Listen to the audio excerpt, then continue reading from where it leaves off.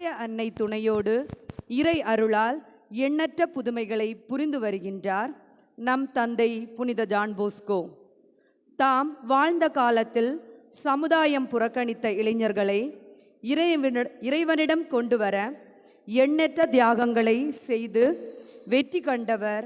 இன்று நமது சமுதாயத்திலும் குடும்பங்களிலும் இறைவனின் அன்பை மறந்து ஏழ்மைக்கும் சிறுமைக்கும் உட்பட்டு வாழும் இளைஞர்கள் புதுவாழ்வு பெற்றிட இத்திருப்பலியில் மன்றாடி தொன்போஸ்கோவின் மதிப்பீடுகளை நாம் அனைவரும் பின்பற்றி மனம் திரும்பி இறை இயேசுவின் சாட்சிகளாய் வாழ இன்றைய திருவழிபாடு நம்மை அழைக்கின்றது. பக்தியுடன் பங்கேற்போம்.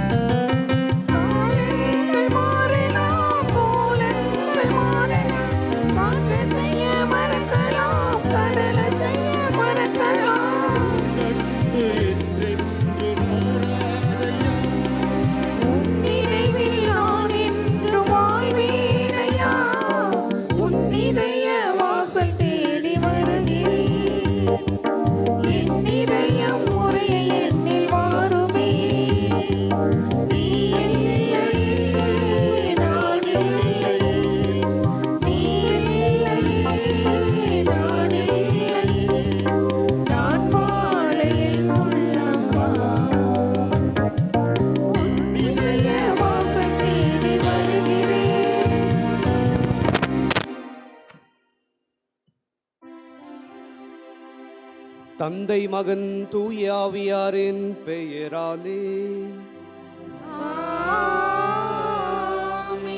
நம் ஆண்டவராகிய இயேசு கிறிஸ்துவின் அருளும் கடவுளின் அன்பும் தூய ஆவியாரின் நட்புறவும் உங்கள் அனைவரோடும் இருப்பதாக.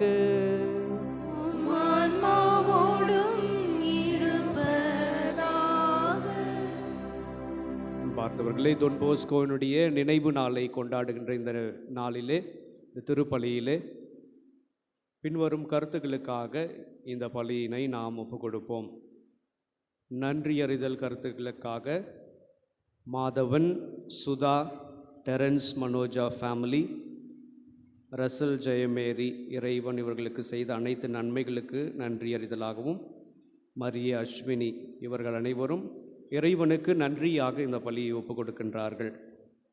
அதே போன்று சிறப்பு கருத்துக்களுக்காக திருவாளர் ஜோசப் அவர்கள் நோயிலிருந்து விரைவில் நலம் பெற வேண்டியும், உஷாராணி மேரி விரைவில் உடல் நலம் பெற்று மருத்துவமனையிலிருந்து விரைவில் வீடு வர வேண்டும் என்று அவர்களுக்காக நாம் இந்த பலியிலே ஜெபிப்போம்.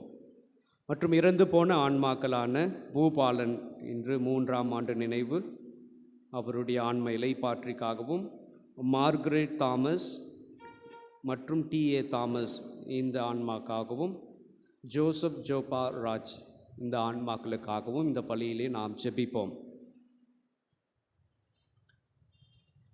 தொன் போஸ்கோவை நினைவு கூறுகின்ற இந்த நாளிலே தொன் போஸ்கோவுக்கு மிகவும் நெருக்கமான ஒன்று, இரண்டு விஷயங்கள். ஒன்று நற்கருணை பக்தி, இன்னொன்று அன்னை மரியாள் பக்தி. திரு அவைக்கு எப்பொழுதுமே, திரு அவைக்கும் சரி, தன்னுடைய மாணவர்களுக்கும் சலீசியர்களுக்கும் சொல்லி வளர்த்தது, திரு அவை எப்பொழுதெல்லாம் தத்தளிக்கின்றதோ, விசுவாசத்தில் நிலைத்து நில்லாமல் இருக்கின்றதோ, கடினப்படுகின்றதோ, அப்பொழுது எல்லாம் தூணாக இருந்து காப்பாற்றுவது நற்கருணை பக்தி, அன்னை மரியாளுடைய பக்தி. இந்த புனித வாரத்தில் இருக்கின்ற நாம் ஆண்டவருடைய பாடுகளை தியானிக்கின்ற அந்த நாட்களிலே தொன் போஸ்கோ நமக்கு சொன்ன அந்த படிப்பினையை, குறிப்பாக நற்கருணை பக்தியின் வழியாக ஆண்டவரை நாம் தியானிப்போம். அவரிலிருந்து ஆறுதல் பெற்று மன்னிப்பையும் ஆன்மீகத்திலே புதுப்பித்தலையும் நாம் பெற்றுக்கொள்ள இந்த பலியிலே நாம் இணைவோம். மேலும் இந்த பலியிலே இறந்து போன ஆன்மாவான ஆல்ஸ்டன் ரொசாரியோ 40வது நாள் நினைவு இந்த ஆன்மாவுக்காகவும் இந்த பலியிலே சேர்ந்து ஜெபிப்போம். இந்த பலியை ஒப்புக்கொடுக்க தடையாக இருக்கக்கூடிய நம்முடைய குற்றங்கள், குறைகள், பாவங்களை ஏற்றுக்கொண்டு இறைவனுடைய மன்னிப்பை வேண்டுவோம். இயலாம் வல்ல இறைவனிடமும் சகோதர சகோதரிகளிடமும் நான் பாவியினை ஏற்றுக்கொள்கிறேன். ஏனெனில் என் சிந்தனையாலும் சொல்லாலும் செயலாலும் கடமைகள் தவறியதாலும் பாவங்கள் பல செய்தேன். என் பாவமே, என் பாவமே, என் பெரும்பாவமே. ஆகையால் இப்பொழுதும் கல்யாண புனித மரியாதை, வானதூதர், புனித அனைவரையும், சகோதர சகோதரிகளையும் நம் இறைவனாகிய ஆண்டவரிடம் எங்களுக்காக வேண்டிக் கொள்ள மன்றாடுகிறேன். இயலாம் வல்ல இறைவன் நம் மீது இரக்கம் வைத்து நம் பாவங்களை மன்னித்து நம்மை நிலை வாழ்வுக்கு அழைத்து செல்வாராக. ஆமென். ஆண்டவரே இரக்கமாயிரும். ஆண்டவரே இரக்கமாயிரும். கிறிஸ்துவே இரக்கமாயிரும். கிறிஸ்துவே இரக்கமாயிரும். ஆண்டவரே இரக்கமாயிரும். ஆண்டவரே இரக்கமாயிரும். மன்றாடுவோமாக. என்றென்றும் உள்ள எல்லாம் வல்ல இறைவா, ஆண்டவருடைய பாடுகளின் மறை நிகழ்வுகளை நாங்கள் கொண்டாட செய்தருளும். இவ்வாறு நாங்கள் மன்னிப்பை பெற்றுக்கொள்ளும் தகுதி பெற அருள்வீராக. உம்மோடு தூய ஆவியாரின் ஒன்றிப்பில் இறைவனாய் என்றென்றும் வாழ்ந்து ஆட்சி செய்கின்ற எங்கள் ஆண்டவரும் உம் திருமகனும் ஆகிய இயேசு கிறிஸ்து வழியாக உம்மை மன்றாடுகின்றோம். ஆமென்.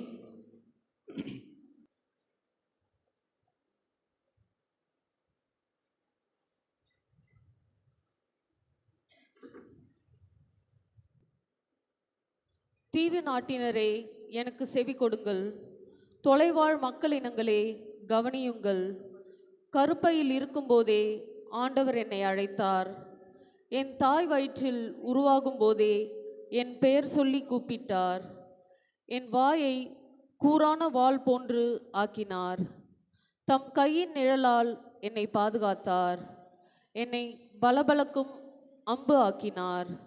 தம் அம்பரா துணியில் என்னை மறைத்து கொண்டார். அவர் என்னிடம், நீயே என் ஊழியன், இஸ்ராயேலே, உன் வழியாய் நான் மாற்றியுறுவேன் என்றார். நானோ, வீணாக நான் உழைத்தேன், வெறுமையாகவும் பயனின்றியும் என் ஆற்றலை செலவழித்தேன். ஆயினும் எனக்குரிய நீதி ஆண்டவரிடம் உள்ளது. என் பணிக்கான பரிசு என் கடவுளிடம் இருக்கின்றது என்றேன். யாக்கோபை தம்மிடம் கொண்டு வரவும், சிதறுண்ட இஸ்ரேலை ஒன்று திரட்டவும் கருப்பையிலிருந்தே ஆண்டவர் என்னை தம் ஊழியனாக உருவாக்கினார். ஆண்டவர் பார்வையில் நான் மதிப்பு பெற்றவன். என் கடவுளே என் ஆற்றல். அவர் இப்பொழுது உரைக்கிறார். அவர் கூறுவது, யாக்கோபின் குலங்களை நிலைநிறுத்துவதற்கும் இஸ்ரேலில் காக்கப்பட்டோரை திருப்பி கொணர்வதற்கும் நீ என் ஊழியனாக இருப்பது எளிதன்றோ?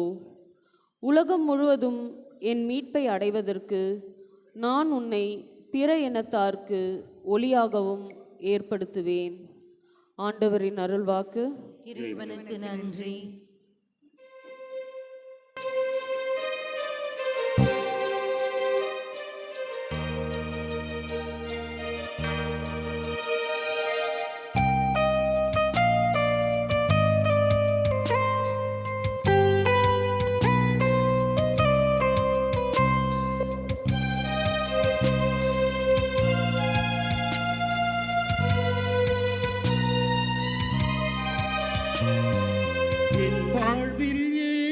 இயேசுவே என்னாலும் இங்கே எல்லாமும் நீயாக வேண்டும்.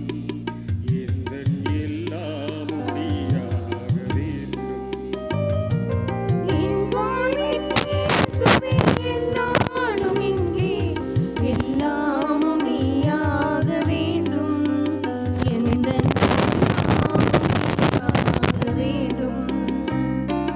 சோகங்கள் ஆறாமல் நான் வாடும்போது தாயாக நீ மாற வேண்டும். அன்பு தாயாக நீ மாற வேண்டும்.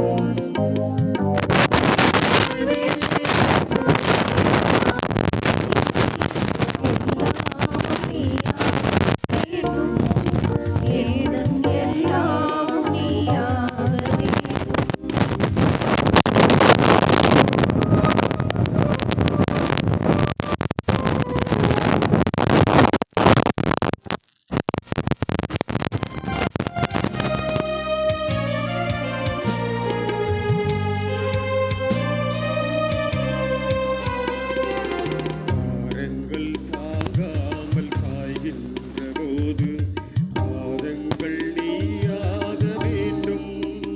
எந்தன் பாடங்கள் நீயாக வேண்டும். பாவங்கள் கடலாகி நான் மூழ்கும்போது ஓடங்கள் நீயாக வேண்டும். வரும் ஓடங்கள் நீயாக வேண்டும். என் வாழ்வில் இயேசுவே என்னாலும் இங்கே எல்லாமும் நீயாக வேண்டும். எந்தன் எல்லாமும் நீயாக வேண்டும்.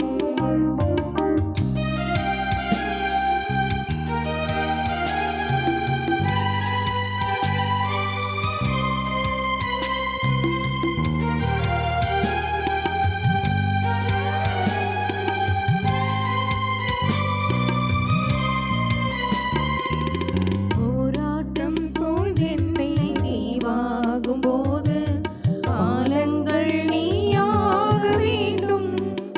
ஏனை பாலங்கள் நீயாக வேண்டும். தீராத ஆர்வத்தில் நான் தேடி பயிலும் பாடங்கள் நீயாக வேண்டும். மறை பாடங்கள் நீயாக வேண்டும். என் வாழ்வில் இயேசுவே என்னாலும் இங்கே எல்லாமும் நீயாக வேண்டும். எந்தன் எல்லாமும் நீயாக வேண்டும். என் வாழ்வில் இயேசுவே என்னாலும் இங்கே எல்லாமும் நீயாக வேண்டும். எந்தன் எல்லாமும் நீயாக வேண்டும்.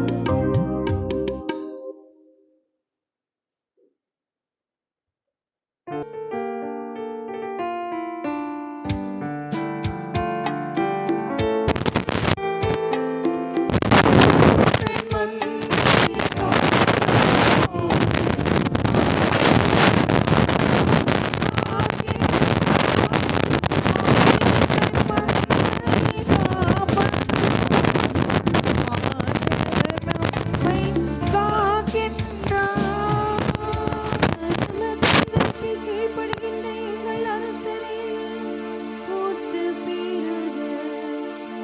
அழிக்க கொண்டு போகப்படும் சாந்தமான செம்மறி போல நீ சிலுவையில் அறையப்பட கொண்டு செல்லப்படுவீரே. ஆயத்தன் மந்தையை காப்பது போல ஆண்டவர் நம்மை காக்கின்றார். ஆண்டவர் உங்களோடு இருப்பாராக.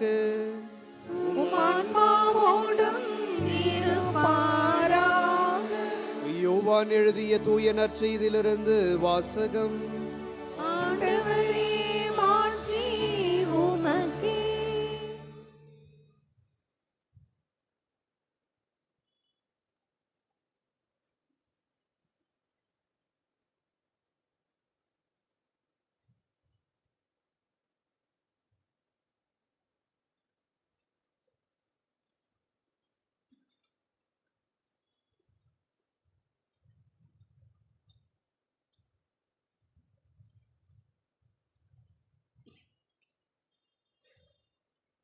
யோவான் நற்செய்தி அதிகாரம் 13 இறைவார்த்தைகள் 21 33 மற்றும் 36 38 வரை.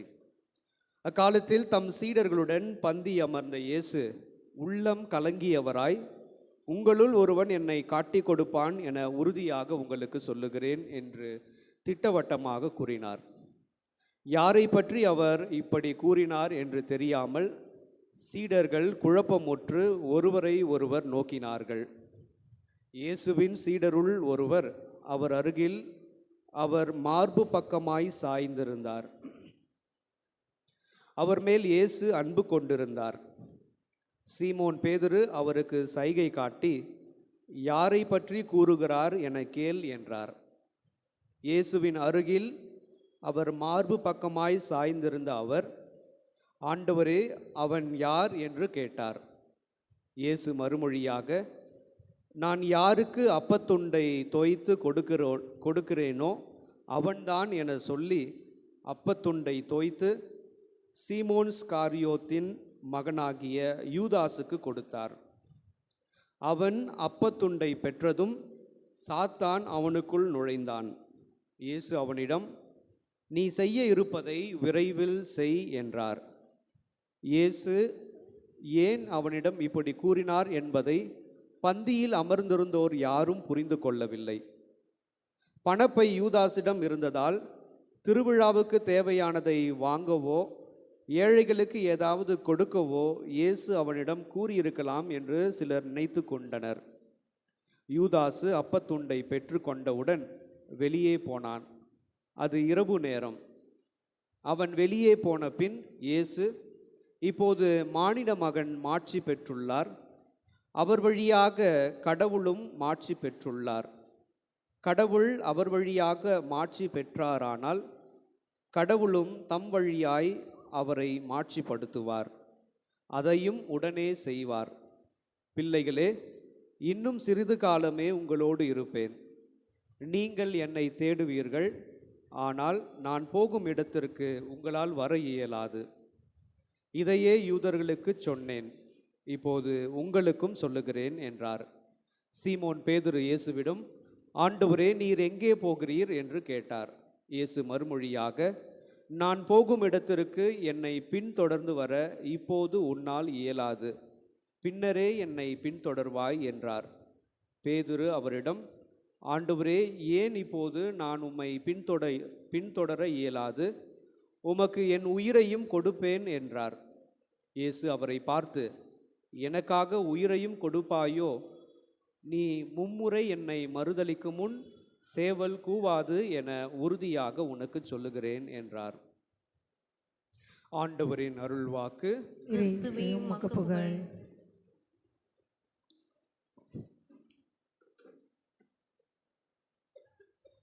இறையேசுவில் பிரியமானவர்களே,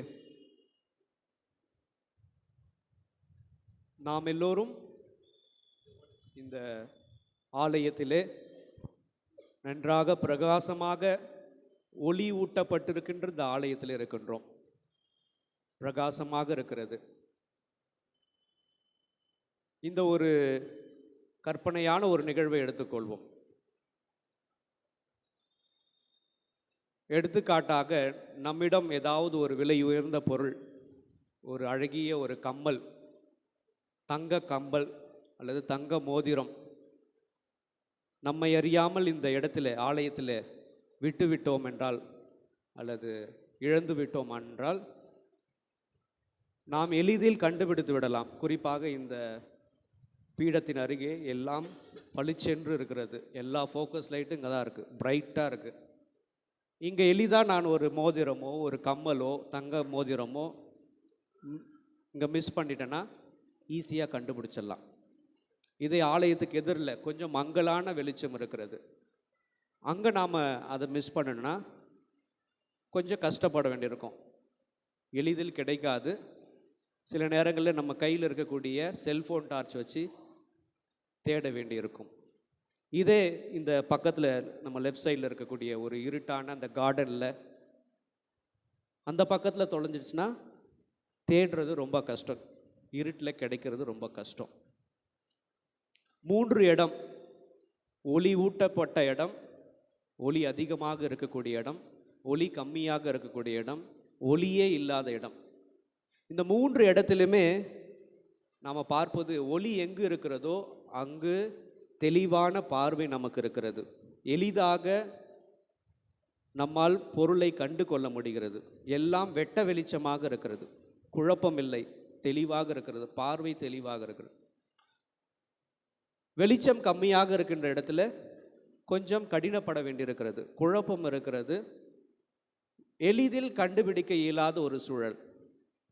வெளிச்சமே இல்லாத இடத்தில் எது எங்கு இருக்கிறது என்ற ஒரு குழப்பம், அதிகமான குழப்பம், சந்தேகம் அல்லது ஒரு மிக்ஸ்டு ஃபீலிங்ஸ், ரொம்ப கடினமானதை தேடுவதற்கு கடினமாக இருக்கும்.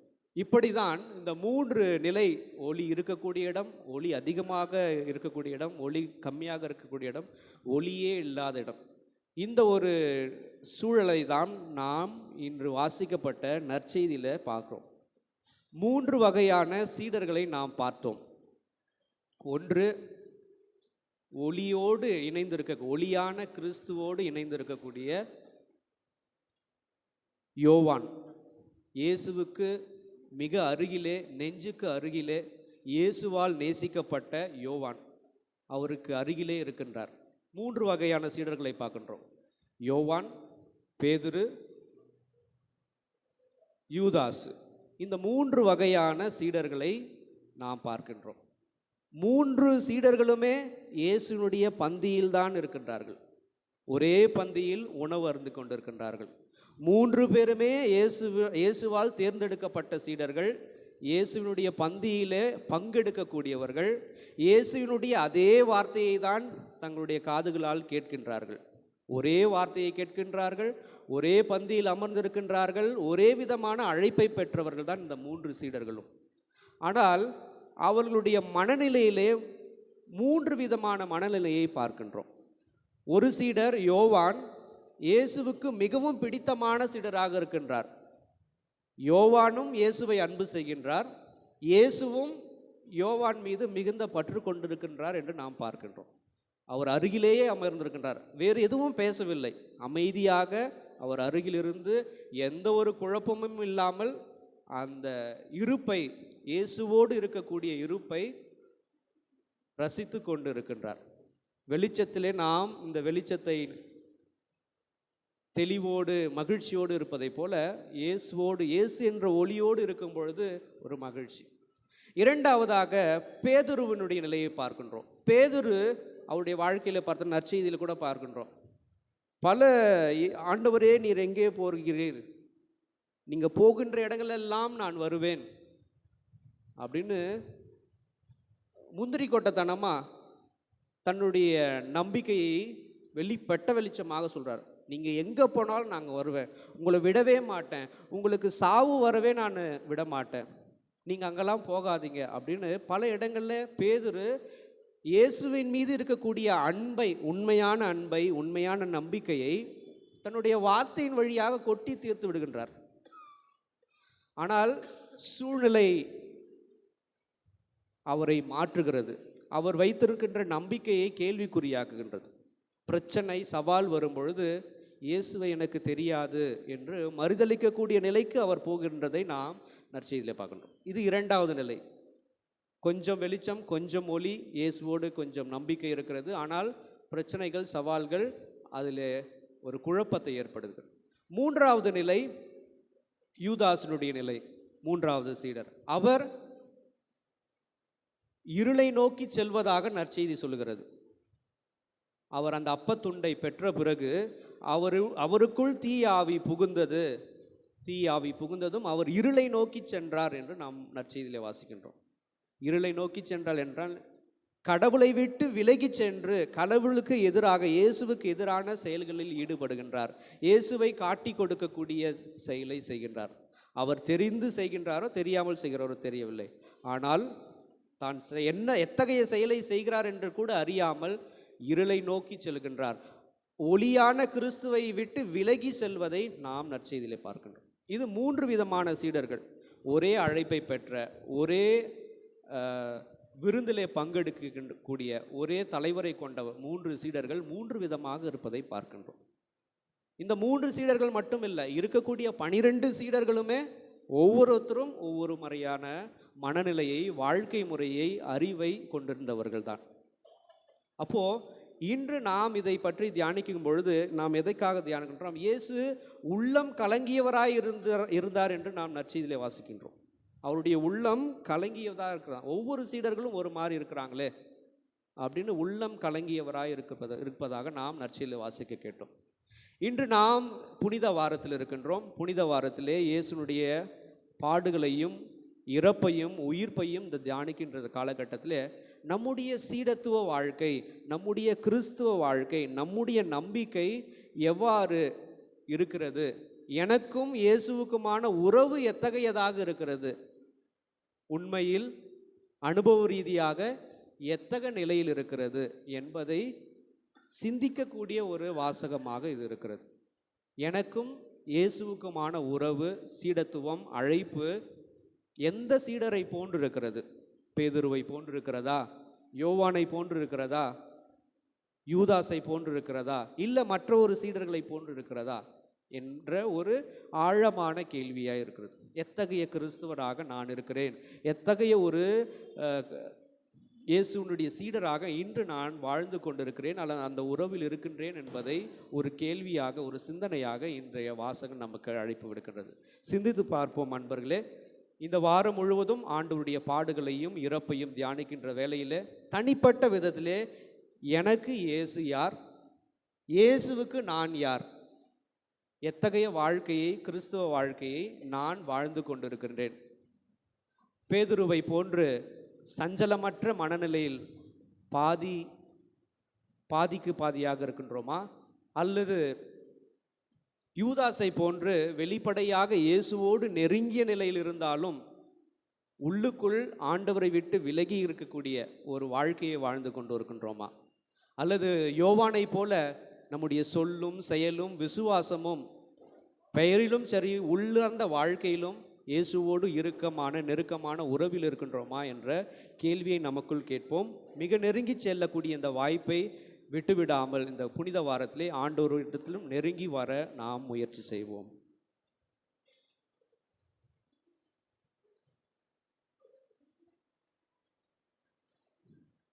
என்னை தேர்ந்து கொள்ளவில்லை, நான் தான் உங்களை தேர்ந்து கொண்டேன் என்ற இறைவா, உம்மால் தேர்ந்து கொள்ளப்பட்ட எங்கள் திருத்தந்தை 14ஆம் லியோ, ஆயர்கள், குருக்கள், துறவரத்தார் மற்றும் பொதுநிலையினர் ஆகிய அனைவரையும் ஆசீர்வதித்து அவர்களுக்கு உடல் உள்ள ஆன்ம நலன் தந்து வழி நடத்திட வேண்டுமென்று புனித ஜான் போஸ்கோ வழியாக இறைவா உம்மை மன்றாடுகின்றோம். ஆண்டவரே, எங்கள் மன்றாட்டை கேட்டருளும். உன் பெயர் சொல்லி அழைத்தேன், நீ என்னுடையவன் என்று மொழிந்த என் அன்பு தெய்வமே, இத்திருப்பலியை நிறைவேற்றி கொண்டிருக்கும் அருட்தந்தை அவர்களையும் ஏனைய குருட்களையும் நிறைவாக ஆசீர்வதியும். மேலும் எம் பங்கில் இறை அழைத்தல் பெருகிடவும் அருள் புரிய வேண்டும் என்று புனித ஜான் போஸ்கோ வழியாக இறைவா உம்மை மன்றாடுகின்றோம். ஆண்டவரே, எங்கள் மன்றாட்டை கேட்டருளும். என் அமைதியை உங்களுக்கு அளிக்கின்றேன் என்று உரைத்தவரே எம் இறைவா, இன்று நாடுகளுக்கு இடையே நடக்கும் போர் முடிவுக்கு வரவும் தலைமை பணியில் இருப்போர் அனைவரும் பகைமையின் பாதையை துறந்து நீதியின் வழியிலும் சமாதானத்தின் திசையிலும் பயணிக்க வேண்டுமென்றும், தமிழகத்தில் விரைவில் நடைபெறவிருக்கும் தேர்தலில் நல்ல தலைவர்கள் தேர்ந்தெடுக்கப்பட வேண்டுமென்றும் புனித ஜான் போஸ்கோ வழியாக இறைவா உம்மை மன்றாடுகின்றோம். ஆண்டவரே, எங்கள் மன்றாட்டை கேட்டருளும். அமைதியின் தெய்வமே இறைவா, இத்திருப்பள்ளியை நிறைவேற்றி கொண்டிருக்கும் திருவழிபாட்டு குழுவினரையும் இங்கே கூடியுள்ள இறைமக்கள் அனைவரையும் ஆசிர்வதியும். எங்கள் குடும்பங்களில் அன்பும் சமாதானமும் நிறைவாக அருள வேண்டுமென்று புனித ஜான் போஸ்கோ வழியாக இறைவா உம்மை மன்றாடுகின்றோம். ஆண்டவரே, எங்கள் மன்றாட்டை கேட்டருளும். நம்முடைய தனிப்பட்ட கருத்துக்களுக்காகவும் இந்த திருப்பலியில் ஒப்புக் கொடுக்கப்பட வேண்டிய கருத்துக்களுக்காகவும் சேர்ந்து ஜெபிப்போம்.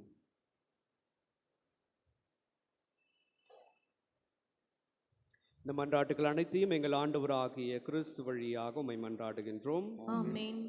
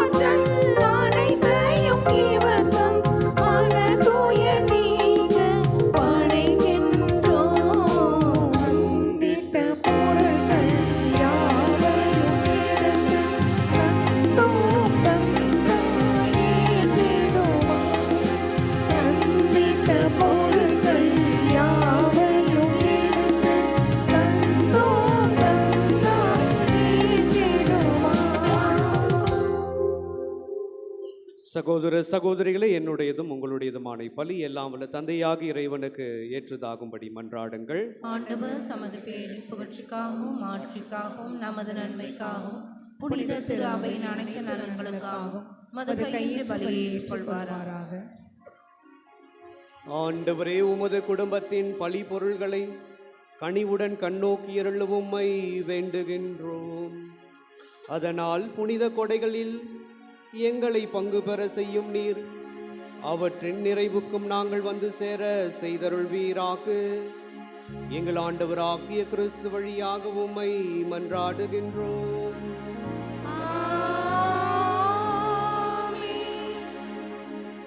ஆண்டவர் உங்களோடு இருப்பாராக.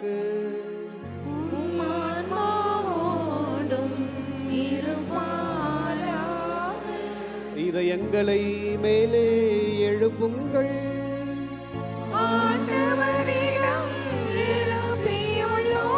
நம் இறைவனாகிய ஆண்டவருக்கு நன்றி கூறுவோம்.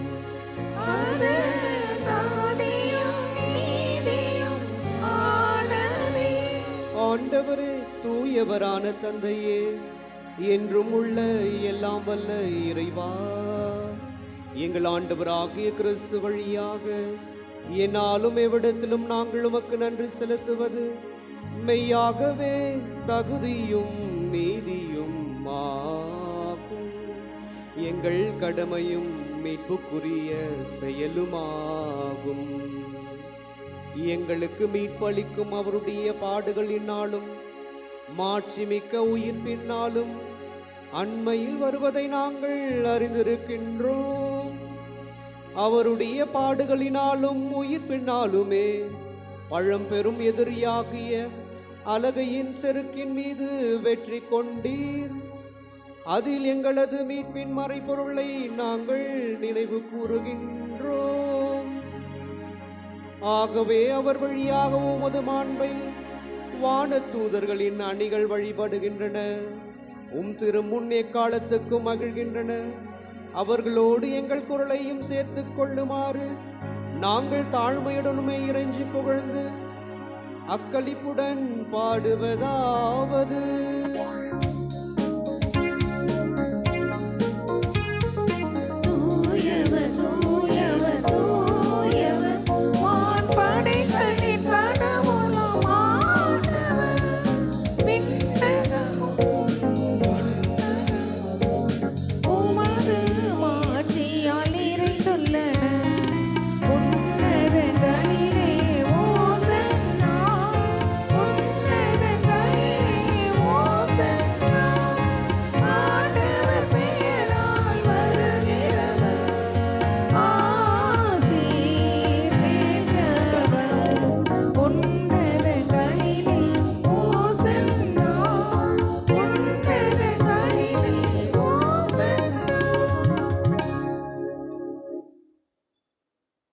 ஆண்டவரே, நீர் மெய்யாகவே தூயவர், தூய்மை அனைத்துக்கும் ஊற்று. ஆகவே உம்முடைய ஆவியை பொழிந்து இக்காணிக்கைகளை தூய்மைப்படுத்த உம்மை வேண்டுகின்றோம். இவ்வாறு எங்கள் ஆண்டவர் இயேசு கிறிஸ்துவின் உடலும் இரத்தமுமாக எங்களுக்கு இவை மாறுவனவாக.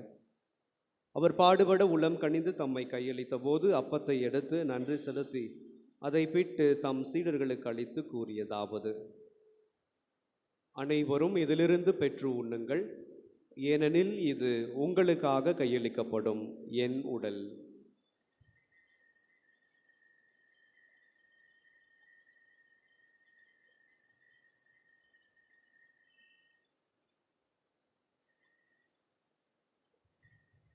அவனமே இரவு விருந்தை அருந்திய பின் கிண்ணத்தையும் எடுத்து மீண்டும் உமக்கு நன்றி கூறி தம் சீடர்களுக்கு அளித்து அவர் கூறியதாவது: அனைவரும் இதிலிருந்து பெற்று பருகுங்கள், ஏனெனில் இது புதிய நிலையான உடன்படிக்கைக்குரிய என் இரத்தத்தின் கிண்ணம். இது பாவ மன்னிப்புக்கென்று உங்களுக்காகவும் பலருக்காகவும் சிந்தப்படும். இதை என் நினைவாக செய்யுங்கள்.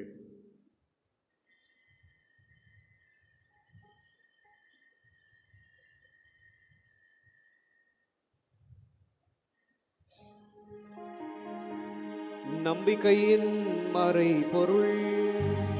ஆண்டவரே, நீர் வரும் அளவும் உமது இறப்பினை அறிக்கையிடுகின்றோம். உமது உயிர்ப்பினையும் எடுத்துரைக்கின்றோம். ஆகவே ஆண்டவரே, நாங்கள் கிறிஸ்துவின் இறப்பினையும் உயிர்ப்பினையும் நினைவு கூர்ந்து வாழ்வு தரும் அப்பத்தையும் மீட்பளிக்கும் கிண்ணத்தையும் உமக்கு ஒப்புக் கொடுக்கின்றோம். திருமுன் நின்று உமக்கு ஊழியம் புரிய தகுந்தவர்கள் என எங்களை ஏற்றுக்கொண்டீர். எனவே உமக்கு நன்றி செலுத்துகின்றோம். மேலும் கிறிஸ்துவின் உடலிலும் இரத்தத்திலும் பங்கு கொள்ளும் எங்களை தூய ஆவியார் ஒன்று சேர்க்க வேண்டும் என உம்மை தாழ்மையுடன் மன்றாடுகின்றோம். ஆண்டவரே, உலகெங்கும் பரவியிருக்கும் ஒரு திரு அவையை நினைவு கூர்ந்தருளும். எங்கள் திரு தந்தை லியோ, எங்கள் பேராயர் ஜார்ஜ் அந்தோனிசாமி, எல்லா திருநிலையினர் ஆகிய அனைவரோடும் உமது திரு அவை அன்பில் நிறைவு பெற செய்தருளும். மேலும் உயிர்த்தெழும் எதிர்நோக்குடன் துயில் கொள்ளும் எங்கள் சகோதர சகோதரிகளையும் இறந்தோர் அனைவரையும் இரக்கத்துடன் நினைவு கூர்ந்து உமது திருமுக ஒளியினுள் ஏற்றருளும்.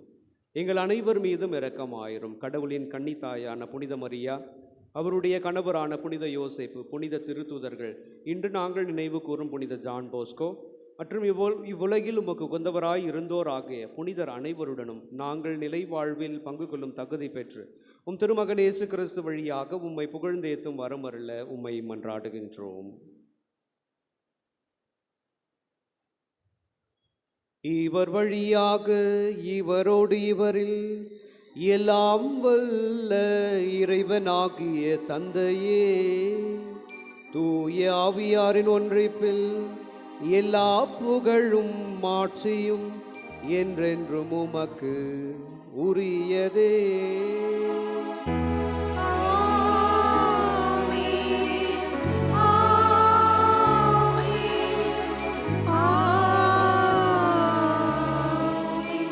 மீட்பரின் கட்டளையால் கற்பிக்கப்பட்டு இறை படிப்பினையால் பயிற்சி பெற்று நாம் துணிந்து பாடுவோம். விண்ணுலகில் இருக்கின்ற எங்கள் தந்தையே, உமது பெயர் தூயது என போற்ற பெறுக. உமது ஆட்சி வருக. உமது திருவுள்ளம் விண்ணுலகில் நிறைவேறுவது போல மண்ணுலகிலும் நிறைவேறுக. எங்கள் அன்றாட உணவை இன்று எங்களுக்கு தாரும். எங்களுக்கு எதிராக குற்றம் செய்தோரை நாங்கள் மன்னிப்பது போல எங்கள் குற்றங்களை மன்னியும். எங்களை சோதனைக்கு உட்படுத்தாதேயும். தீமையிலிருந்து எங்களை விடுவித்தருளும். ஆண்டவரே, தீமை அனைத்திலுமிருந்து எங்களை விடுவித்து எங்கள் வாழ்நாளில் அமைதியை கனிவுடன் அருள உம்மை மன்றாடுகின்றோம். உமது இரக்கத்தின் உதவியால் நாங்கள் பாவத்திலிருந்து எப்போதும் விடுதலை பெற்று யாதொரு கலக்கமுமின்றி நலமாயிருப்போமாக. நாங்கள் எதிர்நோக்கி இருக்கும் பேரின்பத்துக்காகவும் மீட்பராகிய இயேசு கிறிஸ்துவின் வருகைக்காகவும் காத்திருக்கின்றோம். ஆட்சியும் வல்லமையும் மாட்சியும் என்றென்றும் உமதே. ஆண்டவரே இயேசு கிறிஸ்துவே, அமைதியை உங்களுக்கு விட்டுச் செல்கின்றேன், என் அமைதியையே உங்களுக்கு அளிக்கின்றேன் என்று உம் திருத்தூதர்களுக்கு மொழிந்தீரே. எங்கள் பாவங்களை பாராமல் உமது திரு அவையின் நம்பிக்கையை கண்ணோக்கி உமது திருவுளத்திற்கு ஏற்ப அதற்கு அமைதியையும் ஒற்றுமையையும் அளித்தருள்வீராக. என்றென்றும் வாழ்ந்து ஆட்சி செய்கின்றவர் நீரே. ஆண்டவருடைய அமைதி உங்களோடு என்றும் இருப்பதாக.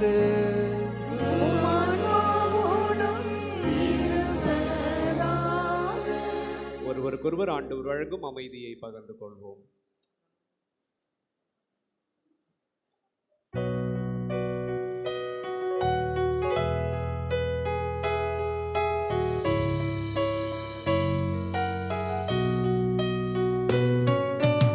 உலகின் பாவம் போக்கும் இறைவனின் செம்மறியே, எம்மேல் இரக்கம் வையும். உலகின் பாவம் போக்கும் இறைவனின் செம்மறியே, எம்மேல் இரக்கம் வையும். உலகின் பாவம் போக்கும் இறைவனின் செம்மறியே, எமது அமைதி அருளும்.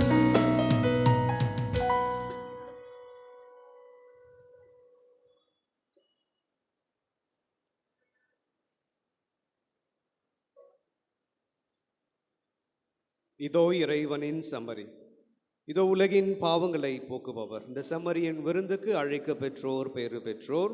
ஆண்டவரே, நீர் என் நிலத்தில் எழுந்தருளி வர நான் தகுதியற்றவன். ஆனால் ஒரு வார்த்தை மட்டும் சொல்லியருளும், எனது ஆன்மா நலமடையும்.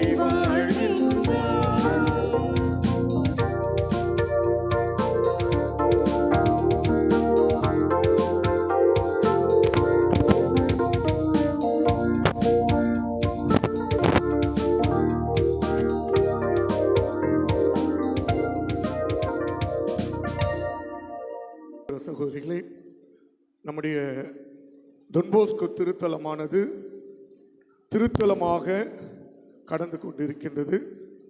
60 ஆண்டு வரலாற்றில் எண்ணற்ற புதுமைகள் தந்தை ஜான் போஸ்கோவிடம் விண்ணப்பங்களை எடுக்கின்ற பொழுது தந்தை ஜான் போஸ்கோ சகாயத்தாயின் பரிந்துரையோடு எண்ணற்ற புதுமைகளை ஜாதி மதங்களை கடந்து புரிந்து வருகின்றார். ஒவ்வொரு மாதமும் நமது பங்கில் தந்தை ஜான் போஸ்கோவிடம் விண்ணப்பித்து பெற்ற புதுமைகளை சாட்சியாக பல பேர் முன் வந்து சொல்கின்றார்கள். ஆகவே இன்று சகோதரி அஸ்வினி தன்னுடைய வாழ்க்கையில் தொன்போஸ்கோ வழியாக பெற்ற புதுமையை நம்மோடு பகிர்ந்து கொள்ள அழைக்கின்றோம்.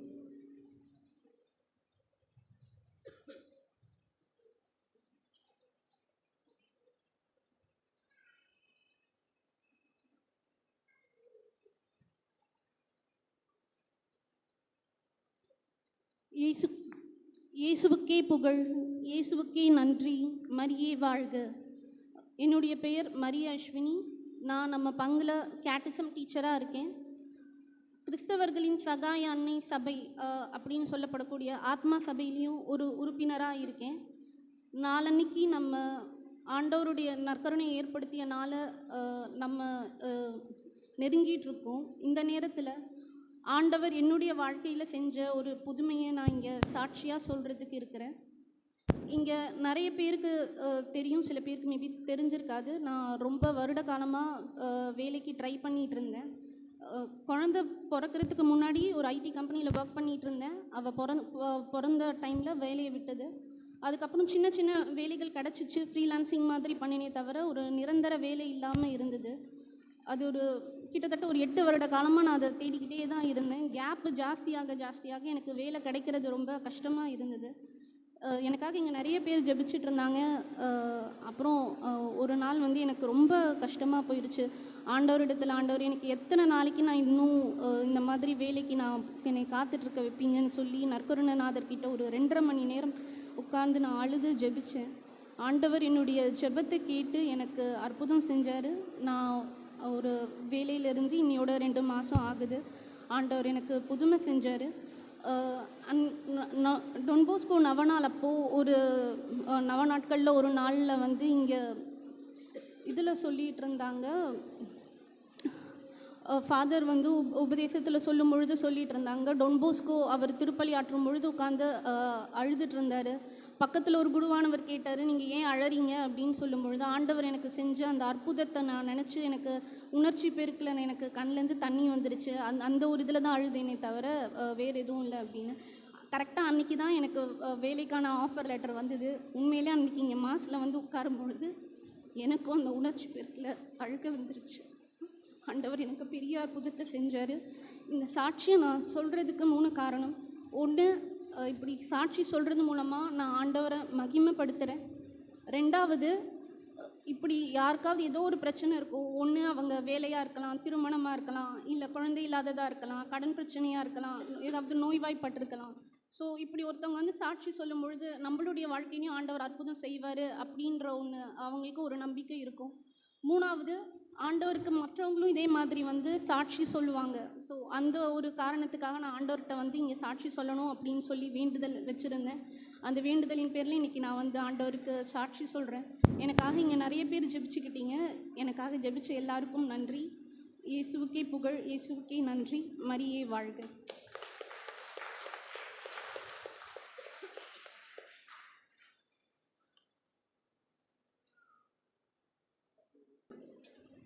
நாமும் இறைவனிடம் தொன்போஸ்கோ வழியாக பல புதுமைகளை பெற்றுக்கொள்ள அவர் மீது நம்பிக்கை கொள்வோம். தொன்போஸ்கோ நமக்கு கொடுத்த ஒரு எளிய வழி கிறிஸ்தவர்களின் சகாய அன்னை. தொன்போஸ்கோவிடமிருந்து பிரிக்க முடியாத ஒரு பொக்கிஷம் சகாய அன்னை. நமக்கும் இத்தகைய அற்புதங்கள், அதிசயங்கள் நிகழ வேண்டுமானால் தொன்போஸ்கோவையும் அன்னை மரியாவையும் நாம் இறுக பற்றி கொள்வோம். கண்டிப்பாக பல புதுமைகளை நாம் அன்றாடம் அனுபவிக்கக்கூடியவர்களாக மாறுவோம். நன்றியோடு மன்றாடுவோம். ஆண்டவரே, மீட்பளிக்கும் கொடைகளால் நிறைவு பெற்ற நாங்கள் உமது இரக்கத்தை இறைஞ்சு கேட்டுகின்றோம். அதனால் இம்மை வாழ்வில் இந்த அருளடையாளத்தால் எங்களுக்கு உணவூட்ட விரும்பிய நீர் நாங்கள் முடிவில்லாத வாழ்வில் பங்கேற்க செய்வீராக. எங்கள் ஆண்டவராகிய கிறிஸ்து வழியாக உம்மை மன்றாடுகின்றோம். ஆண்டவர்களோடு இருப்பாராக.